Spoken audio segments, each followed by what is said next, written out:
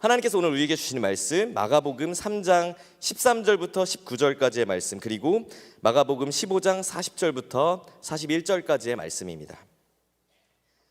먼저 3장 13절 말씀 제가 먼저 읽고 번갈아 가면서 읽도록 하겠습니다. 13절 말씀 먼저 읽겠습니다. 예수께서 산으로 올라가셔서 원하는 사람들을 불러 모으셨습니다. 그러자 그들이 예수께로 나아왔습니다. 예수께서는 12명을 따로 뽑아 이들을 사도라 부르시고 자기와 함께 있게 하셨습니다. 그리고 그들을 내보내셔서 전도도 하게 하시며 그들에게 귀신을 쫓는 권세도 주셨습니다. 세우신 12사람들은 베드로라 이름 지어준 시몬, 우레의 아들들이라는 뜻으로 보아너게라 이름 지어준 세베대의 아들 야고보와 그 동생 요한, 안드레, 빌립, 바돌로메, 마테, 도마, 알페오의 아들 야고보, 다데오, 열심당원 시몬과 예수를 배반한 가룟 유다였습니다. 여인들도 멀리서 광경을 지켜보고 있었습니다.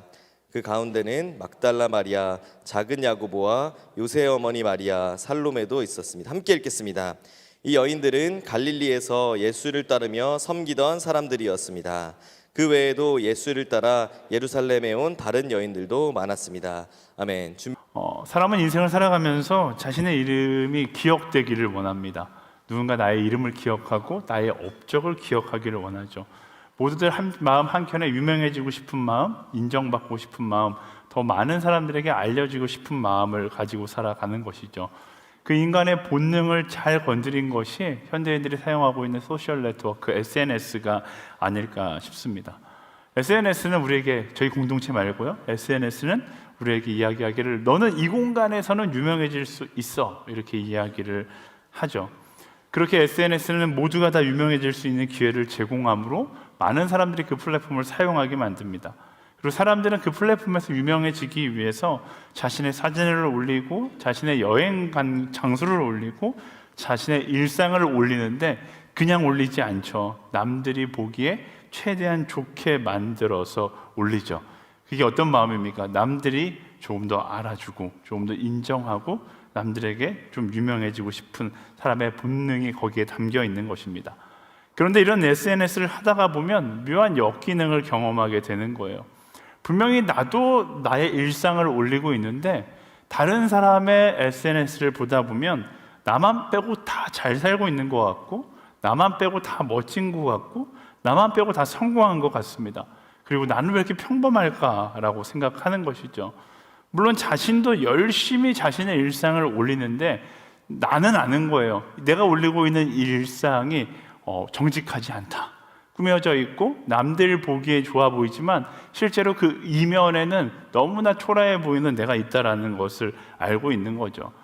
다시 말하면 나의 일상이 포장되어 있는 그 포장지에 불과하다는 것을 알고 있기 때문에 다른 사람들의 SNS를 보면서 다른 사람은 너무나 잘 사는 것 같은데 나는 너무나 초라하다 느껴지는 것입니다.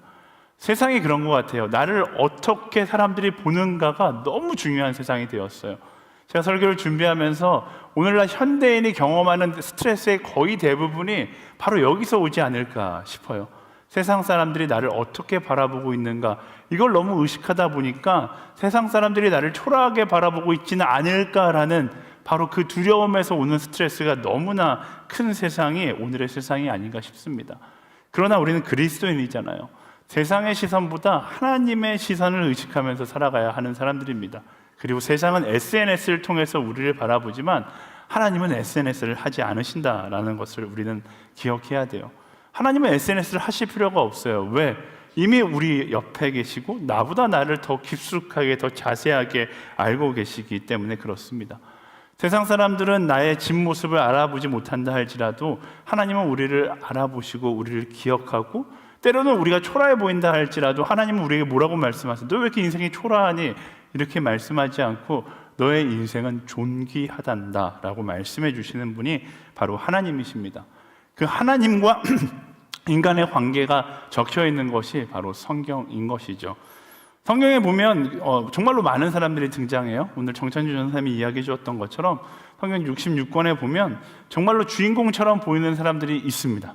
모세, 다윗, 베드로 이렇게 주연 배우처럼 보이는 사람들이 있고 조연 배우들도 있죠. 얼마 전에 우리가 나누었던 안드레와 같은 캐릭터들은 조연 배우입니다. 많이 나오지는 않지만 중요한 역할, 아주 감초와 같은 역할을 하죠. 그런데 주연도 있고 조연도 있는데 이 주연, 조연보다 훨씬 더 많은 역할이 바로 엑스트라라는 사실을 우리는 알지 못합니다. 성경을 보면서 우리는 주연과 조연에만 집중하면서 보니까 성경에 등장하는 수없이 많은 이스라엘 민족 가운데 한 사람, 성경에 이름조차 등장하지 않는 너무나 많은 엑스트라들을 우리는 기억하지 못할 때가 많습니다. 그러나 하나님은 그런 엑스트라 한 사람 한 사람 뭐라고 말씀하신다고요? 세상이 기억하지 않아도 너는 너무나 소중하고 너무나 존귀하다라고 말씀하시는 것이죠. 오늘 우리가 함께 나눌 야고보가 바로 그런 인물입니다. 예수님의 9번째 제자 알페오의 아들 야고보에 대해서 오늘 말씀을 나누려고 하는데, 애석하게도 야고보에 대한 기록은 성경에 거의 기록되지 않습니다. 성경을 뒤져보면 딱 두 가지, 그는 알페오의 아들이고 작은 야고보였다라고 이야기합니다. 우리가 예수님의 제자들에 대해서 순서대로 알아보고 있어서 알페오의 아들 야고보에 대해서 오늘 설교하고 있는 거지, 제가 목회를 지금 거의 17년째 하고 있는데 17년 동안 설교를 안 해본 본문이 없을 정도로 많이 했거든요. 알페오의 아들 야고보에 대한 본문은 처음 해봐요. 그래서 저만 처음인가 해서 제가 유튜브에서 검색을 했는데, 우리나라 목사님들 가운데 알페오의 아들 야고보에서 설교하셨던 목사님도 한 손에 꼽을 정도로 정말로 많이 설교하지 않는, 설교할래야 할 수 없는, 또 그에 대한 논문도 별로 없습니다. 연구할래야 할 수 없는, 내용조차 없는 제자가 바로 이 야고보입니다. 이 존재감 없었던 야고보, 그를 통해서 우리가 받을 수 있는 메시지는 무엇이 있는가? 마가복음 15장 40절 말씀을 다시 한번 읽어보도록 하겠습니다. 시작. 여인들도 멀리서 이 광경을 지켜보고 있었습니다. 그 가운데는 막달라 마리아, 작은 야고보와 요새의 어머니 마리아, 살로메도 있었습니다. 마가는 이 장면에서 야고보를 평상시 불렀던 습관처럼 작은 야고보, 아까 전에 정찬중 전사님이 이야기해 줬던 것처럼 미크로 제임스라고 부른 거죠. 그러니까 작은 야고보라고 부르는 거예요. 이 작은은 진짜 키가 작은 야고보일 수도 있고, 큰 야고보가 있으니까 구별하기 위해서 나이가 어린 야고보라고 부를 수도 있고, 또 한편으로는 정말로 존재감이 미비한 그런, 어떻게 보면 눈에 띄지 않는 야고보를 의미하는 작은 야고보일 수도 있습니다. 어쨌든 이 장면에서 우리가 알 수 있는 건, 다른 제자들에 비해서 이 야고보는 눈에 띄지 않고 유명하지 않고 어떻게 보면 굉장히 조용히 뒤에 서 있는 캐릭터였다라는 것이고요. 또 한 가지 알 수 있는 중요한 사실은, 그러나 그 역시 예수님의 12제자 중에 한 사람이었다라는 것입니다. 물론 제자들 가운데 베드로처럼 극적인 경험을 하고 많은 업적을 세운 제자도 있습니다. 마태나 요한처럼 탁월한 성경을 써서 후대에 영향력을 끼친 사람도 있습니다. 그런데 오늘 말씀에 등장하는 야고보는 그런 사람들이 아니에요. 그는 도대체 왜 제자로 불림을 받았을까? 알 수 없죠. 하지만 한 가지 확실하게 알 수 있는 것은, 하나님은 특별하거나 탁월한 사람만을 부르는 것이 아니라 평범한 사람을 불러서 사용하셨다라는 것을 이 야고보를 통해서 알 수 있는 것입니다. 아니, 하나님께서 불러서 사용한 사람들의 숫자를 조사해 보면 우리는 자꾸만 주인공들만 바라보니까 정말로 하나님은 특별한 사람들을 불러서, 탁월한 사람들을 불러서 사용하시는구나 라고 생각하지만, 하나님께서 사용하셨던 사람들은 특별하거나 탁월한 사람보다 오히려 우리가 이야기하는 엑스트라와 같은 사람들이 훨씬 더 많았다라는 것을 알 수 있습니다. 선교사 열전에 들어가 있는 선교사들만 선교의 역사를 써내려갔을까요? 아니요. 그 선교사님들보다 몇십 배, 몇만 배 많은, 정말로 이름도 빛도 없이 살았던 선교사님들을 통하여서 선교의 역사가 써내려갔다라는 것을 우리는 기억해야 하는 것입니다. 하나님은요, 탁월함이나 특별함이 아니라 순수함과 기쁨의 섬김을 기대하시고 그런 이들을 사용하시는 하나님이시다라는 것을 우리는 기억해야 하는 것입니다. 여러분 생각해 보세요. 하나님과의 동행 가운데, 능력의 하나님과 함께하는 동행 가운데 필요한 것이 무엇일까? 탁월함이 필요할까요? 특별함이 필요할까요? 그렇지 않죠. 그 능력의 하나님을 신뢰하는 순수함과 진실함, 순전함이 필요한 것입니다. 그러니까 우리의 신앙 가운데 중요한 게 특별한, 탁월한 능력인 것인가? 그럴 수도 있지만 이 능력 이전에 먼저 있어야 되는 거, 하나님 앞에서의 순전함과 순수함이 있어야 한다라는 것이죠. 우리가 기도할 때 하나님 나에게 이런 능력을 주십시오, 이런 탁월함을 주십시오, 기도할 수 있어요. 하지만 그 기도보다 항상 먼저 되어야 하는 것, 하나님 앞에서의 순전함과 순수함이 오늘 내 안에 있기를 소망합니다. 기도할 수 있어야 하는 것입니다. 여러분 생각해 보세요. 최악의 상황이 뭔지 아세요? 하나님 안에서 순수함은 없는데 능력만 있으면 그것처럼 최악이 없어요. 근데 능력이라도 없으면 순수하지 않아도 죄를 지어도 소소한 죄밖에 짓지 않아요. 여러분 우리 나라뿐만 아니라 전 세계적으로 뉴스에서 보는 스케일 있게 죄 짓는 사람들의 특징이 뭐예요? 첫 번째, 능력이 있어요. 근데 두 번째, 순수함이 없어요. 이게 우리의 기도의 잘못된 방향의 모습일 수 있다는 겁니다. 순수함은 구하지 않고 능력과 탁월함만 구하다 보면 하나님 앞에서 하나님 죄 지을 수 있게끔 나에게 탁월함을 주십시오 라고 기도하는 것 같을 수 있다는 것입니다. 매 순간 매일의 기도 가운데 제일 먼저 되는 기도는 무엇이어야 되는가? 하나님, 나는 오늘 하나님 앞에서 순수하기를 소망합니다. 이 순수함이 과거형이 아니라 현재형이 될 수 있도록 끊임없이 기도할 수 있어야 돼요. 우리가 처음 신앙생활을 했을 때는 순수했죠. 근데 시간이 지나서 다 보니까 어느 순간부터 그 순수한 고백이 하나님 사랑합니다, 주를 위해서 열심을 다하여 사역하겠습니다, 이 순수했던 고백이 과거형으로 바뀌기 시작하는 거예요. 아, 나도 뜨거울 때가 있었지, 나도 순수할 때가 있었지, 순수한 열정을 가지고 섬기는 사람들을 보면서 나도 한때 저렇게 섬겼었지, 이렇게 고백하는 사람들이 있습니다. 여러분, 그 순수한 열정에 대해 과거형으로 이야기하는 것만큼 안타까운 것이 없는 거예요. 과거의 열정은 아무런 의미가 없습니다. 우리의 신앙은 언제나 현재형으로 오늘 순수하게 순전하게 고백될 수 있어야 한다는 거예요. 끊임없이 내가 얼마나 탁월한가를 고민하는 인생이 아니라 내가 얼마나 순전한가, 내가 하나님 안에서 얼마나 순수한가, 그 첫 마음을 얼마나 간직하고 있는가를 점검하고 그 순수함을 겸비할 수 있는 우리 모두가 되기를 예수님의 이름으로 축원합니다. 그리고 능력은 그 순수함 위에, 탁월함은 그 순전함 위에 더할 수 있어야 하는 것이죠. 근데 이 시대를 살아가는 많은 신앙인들이 그 순수함을 잃어버릴 때가 많습니다. 왜 잃어버리는 것인가? 몇 가지 현실적인 이유들이 있습니다. 첫 번째, 인정 욕구죠. 순수함을 잃어버리게 만드는 가장 큰 것 중에 하나가 인정 욕구예요. 사람들은 인정받고 싶습니다. 누군가 알아주면 힘이 나요. 분명히 우리의 신앙이 처음 생겼을 때는 우리 찬양의 고백처럼 주님 한 분만으로 나는 만족한다고 이야기했는데 어느 순간부터 아무도 알아주지 않으면 마음이 흔들리는 거예요. 내가 왜 이런 걸 하고 있을까? 사역의 자리에 처음 분명히 순수한 마음으로 기쁨으로 그 자리에 섰는데 아무도 인정해주지 않으니까 마음이 흔들리고 하기 싫은 거죠. 그런 인정 욕구를 내려놓을 수 있어야 하는 것입니다. 제가 오늘이 교회에 2007년도 중등부 교육전도사로 처음 왔거든요. 중등부 때는 저는 청년부들을 너무너무 싫어했어요. 왜?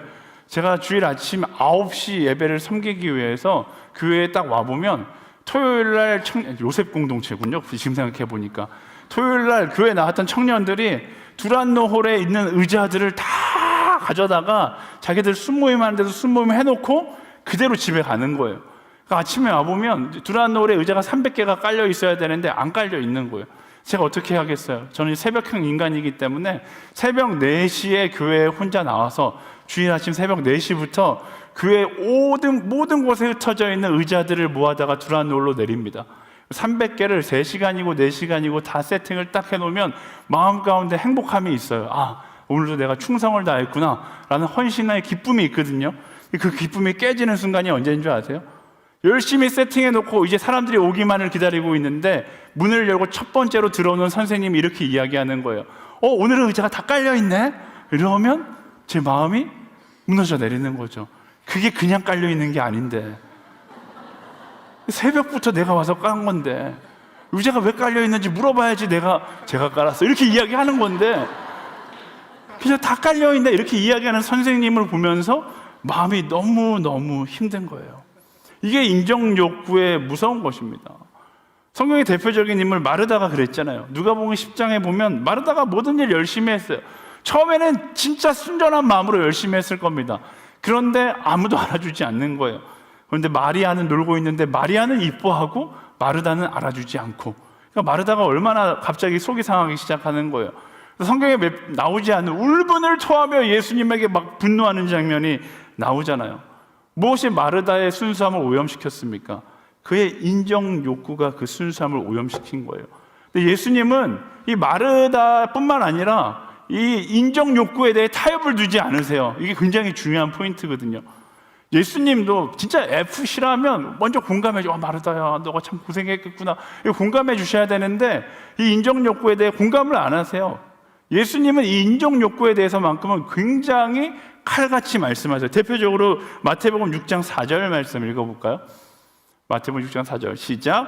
그래서 내 착한 행실을 아무도 모르게 하여라. 그리하면 남 모르게 숨어서 보시는 너희 아버지께서 너희에게 갚아주실 것이다. 예수님은 명확하세요. 타협의 여지를 두지 않고 세상에게 인정받으려고 하지 말고 하나님께서 갚으실 것을 기대해라 라고 이야기하는 것입니다. 세상의 헛된 인정 욕구에 우리의 순수함을 빼앗기는 것이 아니라 하나님께서 인정해 주시는 그 사실에 기뻐하며 나아갈 수 있는 사람이 되라라고 말씀하시는 것이죠. 이것을 기억한다면 오히려 세상의 박수와 사람의 인정을 경계하는 것이 우리가 가질 수 있는 지혜입니다. 제가 항상 이야기하잖아요. 인정 욕구가 채워지는 자리가 우리는 그게 좋은 자리라고 생각하거든요. 많은 사람이 나를 인정해주고 칭찬해주고 박수 쳐주는 자리가 좋은 자리라고 생각하는데 사실 그 자리가 제일 위험한 자리예요. 내 영혼의 순수함을 잊어버리고 내 영혼이 교만해지기 딱 좋은 자리가 내 인정 욕구가 채워지는 자리입니다. 그 자리는 내가 머물러 있어야 할 자리가 아니라 내가 도망쳐야 할 자리라는 사실을 우리는 기억해야 하는 것입니다. 우리의 순수함을 잃게 만드는 두 번째 이유는 비교의식입니다. 처음에는 모든 것이 다 감사하다가도 비교가 시작되면 감사가 사라지고 기쁨이 사라지고 저 사람은 쓰임받는데 왜 나는 저 자리에 못 서는 것이지? 이런 마음이 들기 시작하는 거예요. 그러면 어떤 일이 일어나는가? 지난주에도 이야기했지만 비교의식이 내 안에서 작동되면 그냥 비교하는 것을 넘어서 상대를 낮추고 비하하기 시작하는 거예요. 왜? 비교했을 때 내가 위에 있어야 하기 때문에 자꾸만 상대를 비하하는 말들을 이야기하기 시작하는 것이죠. 그것 자체가 순수함을 잊어버린 거예요. 경쟁사회 가운데 우리는 이런 비교의식에 사로잡혀서 순수함을 잊어버린 채 남들의 뒷담화를 할 때가 너무나 많은 것입니다. 그럴 때마다 내 안에 계속 생각해야 돼요. 내 안에 지금 비교의식에 사로잡힌 것은 아닌가? 이 비교의식으로 인하여서 나의 순수함이 사라지고 있는 것은 아닌가? 이 비교의식으로 인하여 나의 입술의 정결함이 무너지고 있는 것은 아닌가? 그것을 점검할 수 있어야 한다라는 것입니다. 근데 이 비교의식이 참 이기기 어려운 것 같아요. 이론으로는 알겠어요. 저도 마찬가지로 이 비교의식이 작동되면 나도 모르게 그 사람 뒷담화하게 되고 나도 모르게 그 사람을 낮추고 나는 높아지고자 하는 그 마음이 움직일 때가 굉장히 많습니다. 근데 그럴 때마다 우리는 어떤 것을 선택해야 되는가? 말씀이 이야기하잖아요. 우리는 섬김 받는 자가 아니라 섬기는 자라는 사실을 기억해야 하는 것입니다. 비교의 대상을 볼 때, 질투의 대상을 볼 때 나랑 비교하는 것이 아니라 오히려 그를 위해서 기도할 수 있어야 돼요. 왜? 내가 그보다 높은 자가 되는 것이 아니라 우리의 원래 사명은 무엇입니까? 누군가를 세우고 누군가를 위해 중보하고 누군가를 위해 기도하는 자이기 때문에 그래요. 비교의식이 나를 사로잡을 때 인정하세요. 비교의식이 나를 공격하고 있구나. 나는 어떻게 해야 되는가? 그를 위하여 오히려 기도할 수 있는 사람이 될 수 있어야 하는 것입니다. 그리고 비교의식에 사로잡혔을 때 또 중요한 것은 우리가 높은 곳을 바라보면 비교의식에 사로잡힐 수밖에 없어요. 내가 섬길 수 있는 자리를 바라보면 그때 비교의식으로부터 자유할 수 있는 거죠. 제가 목회자, 저희 집에는 이제 삼형제인데 저희 아버지 목회를 하시니까 삼형제 중에 막내로 성장을 했어요. 제가 목회자 자녀로 성장하면서 참 받은 것 중에 하나가 약간 자기 자랑이지만 저는 못 다루는 악기가 없는 사람입니다. 피아노도 치고 기타도 치고 드럼도 치고 베이스도 치고 그것도 조금 치는 게 아니라 웬만큼은 어느 정도 잘 친다 소리 들을 정도로 좀 치기는 해요, 제가. 네. 어쨌든 근데 문제는 뭐냐면 아주 탁월하게 잘 치지 못한다라는 거예요. 이걸 배워야 돼서 배운 게 아니, 내가 배우고 싶어서 배운 게 아니라 교회에서 칠 사람이 없다 보니까 제가 이제 그걸 치기 위해서 배웠기 때문에 아주 잘 치지 못해요. 그러다 보니까 문제가 뭐냐면 만년 2인자인 거죠. 오늘의 교회에서 2인자 되기도 힘들지만 아버지가 섬기셨던 교회에서 저는 만년 2인자예요. 그 당시 교회 주보에 보면 참 주보에 피아노 반주자 이름이 들어갔거든요. 제 이름은 한 번도 들어간 적이 없어요. 저보다 잘 치는 사람이 있는 거죠. 그러니까 저보다 잘 치는 사람들을 바라보면서 항상 이 비교의식에 사로잡혀서 나는 왜 1인자가 되지 못하는가? 이게 저의 어떻게 보면 약점이었거든요. 근데 제가 이 약점으로부터 벗어날 수 있었던 계기가 언제였을까요? 제가 아마존 정글로 선교 가니까 아마존 정글 전체에서 피아노를 제일 잘 치는 사람이 누구예요? 저예요. 누가 기타를 제일 잘 쳐요? 저예요. 심지어 지금 SNS 공동체에서 제가 노래 못한다고 찬양 행도를 안 시키려고 그러는데 아마존 전체에서 제 별명이 깐따르 조나스 무이투뱅, 조나스는 노래를 너무너무 잘한다였어요. 그러니까 제가 분명히 높은 곳을 바라볼 때는 비교의식에 사로잡혀서 너무나 힘들었는데 내가 섬길 수 있는 자리를 바라보니까 모든 것이 감사하게 느껴지기 시작하는 것이죠. 성경은 그것을 우리에게 이야기합니다. 낮은 곳을 바라보라고 이야기해요. 왜? 그래야지 우리가 비교의식에 사로잡히는 것이 아니라 감사하는 삶을 살아갈 수 있으니까.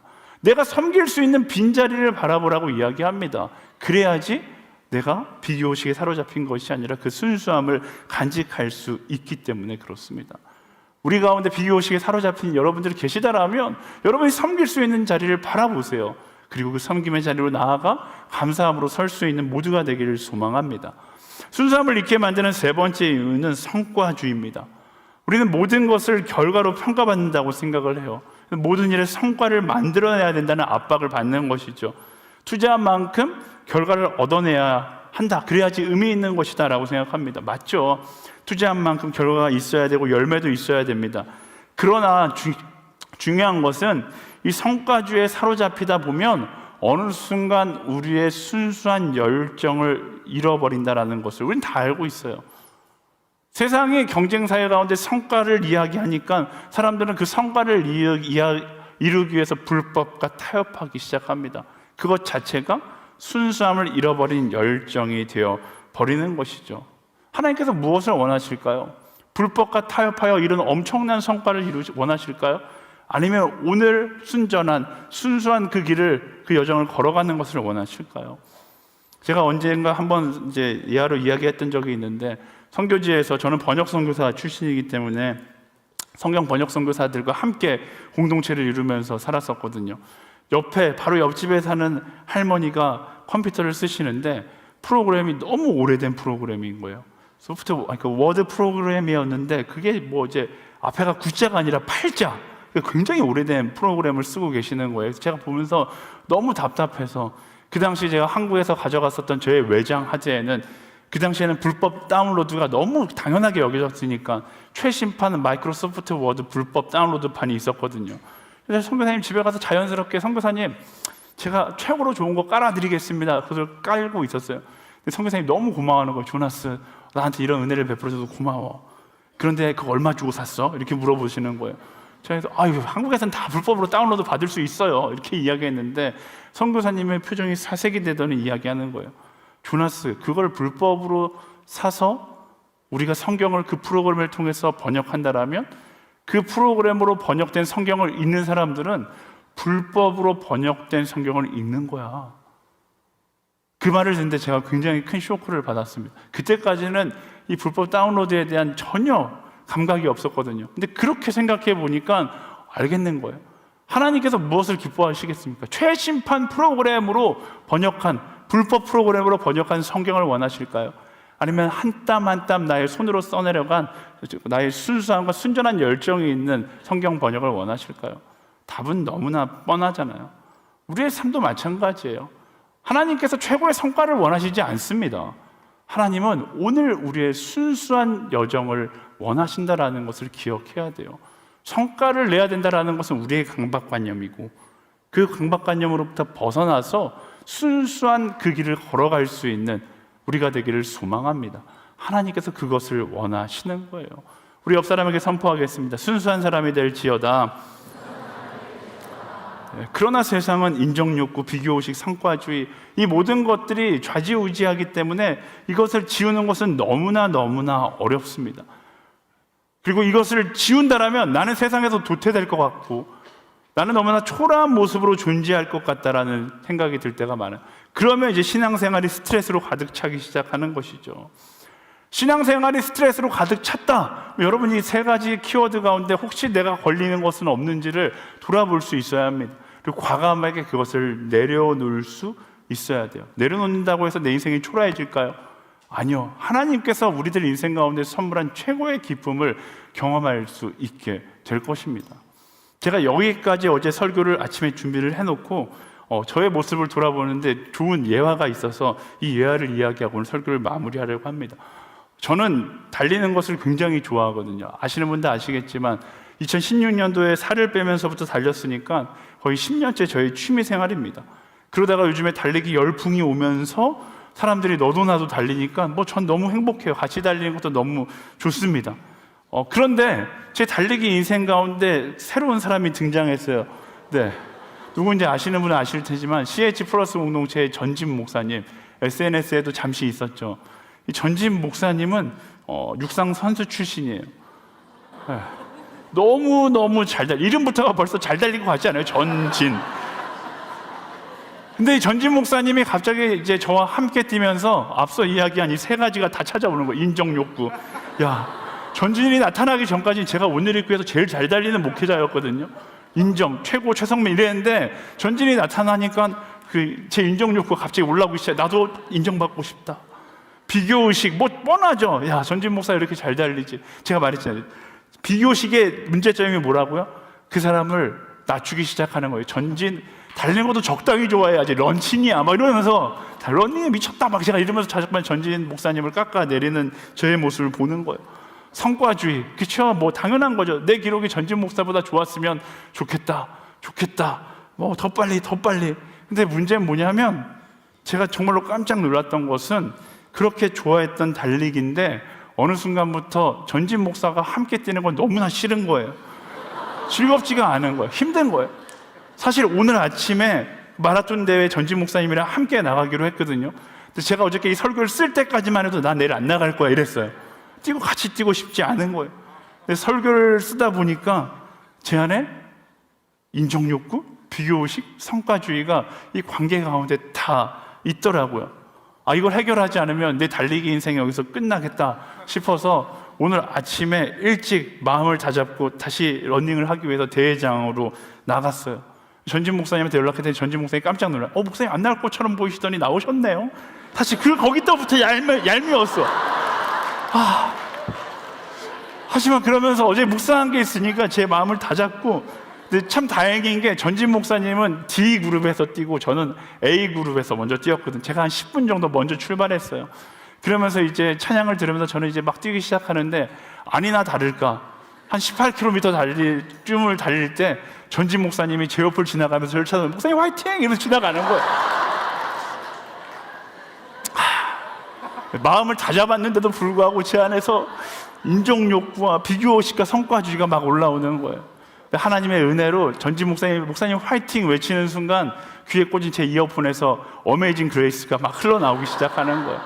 그러면서 하나님의 은혜지. 내가 이 나이에 이렇게 뛸 수 있는 것도 하나님의 은혜고 전진 목사님과 함께 뛰어보는 것도 하나님의 은혜지. 그렇게 생각하고서 그때까지 전진 목사를 바라볼 때는 모든 것이 스트레스였는데 이 어메이징 그레이스와 함께 주님을 바라보니까 모든 것이 감사하기 시작하더라고요. 근데 우리 신앙이 똑같잖아요. 우리가 세상을 바라보면 모든 것이 스트레스입니다. 그런데 주님을 바라보면 모든 것이 행복이에요. 오늘 아침 끝나고서 같이 웃으면서 해맑게 사진을 찍었어요. 근데 우리의 인생 여정도 마찬가지잖아요. 우리가 세상을 바라보면서 모든 것을 경쟁으로 바라보고 앞서 이야기했었던 이 인정욕구, 비교의식, 성과주의에 사로잡혀 있으면 모든 것이 스트레스예요.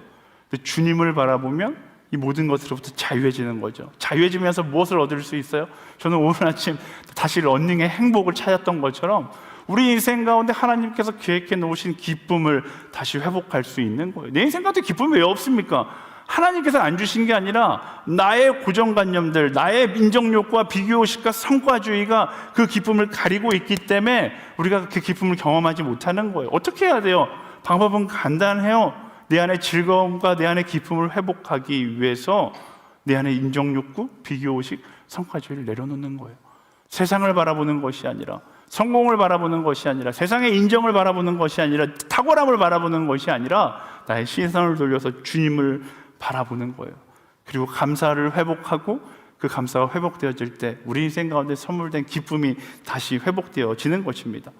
베드로면 어떻고 야고보면 어떻습니까? 크면 어떻고 작으면 어떻습니까?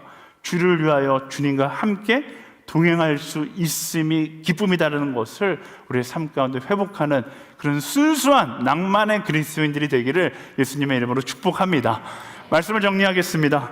우리는 오늘 어쩌면 가장 눈에 띄지 않았던, 그래서 더 특별했던 제자 야고보에 대해서 함께 나누었습니다. 그를 통해서 우리가 도전받는 것은 하나님은 특별함과 탁월함을 찾는 것이 아니라 순수함을 찾으신다라는 거예요. 사람들은 자신의 이름을 남기고 싶어하고 더 유명해지고 싶어하고 더 인정받고 싶어하고 더 사람들에게 기억되는 인생을 살고 싶어하지만 하나님은 우리에게 뭐라고 말씀하세요? 너의 순전한 열정, 그 순수한 나와 동행하는 기쁨을 세상의 것들에게 빼앗기지 말라라고 말씀하세요. 사랑하는 여러분, 그 순수함을 간직할 수 있게 되기를 소망합니다. 사람들이 알아주지 않아도, 사람들이 기억하지 못해도, 사람들이 박수 쳐주지 않아도 하나님 안에서의 그 순수함을 간직할 수 있는 낭만의 그리스도인이라면 그것이 우리가 누릴 수 있는 최고의 기쁨이고 최고의 감사인 거예요. 인정욕구와 비교의식과 성과주의가 우리의 순수함을 무너뜨리려고 한다 할지라도 세상을 바라보는 것이 아니라 우리의 시선을 주님께 돌려 주님을 바라봄으로 세상의 인정이 아니라 하나님의 인정 안에서 기쁨을 회복할 수 있는 낭만의 그리스도인들이 되기를 예수님의 이름으로 축원합니다. 우리 옆 사람에게 선포하겠습니다. 낭만의 그리스도인이 될지어다. 아멘. 그리고 낭만의 시간을 허락하신 하나님께 감사의 영광의 박수 올리겠습니다.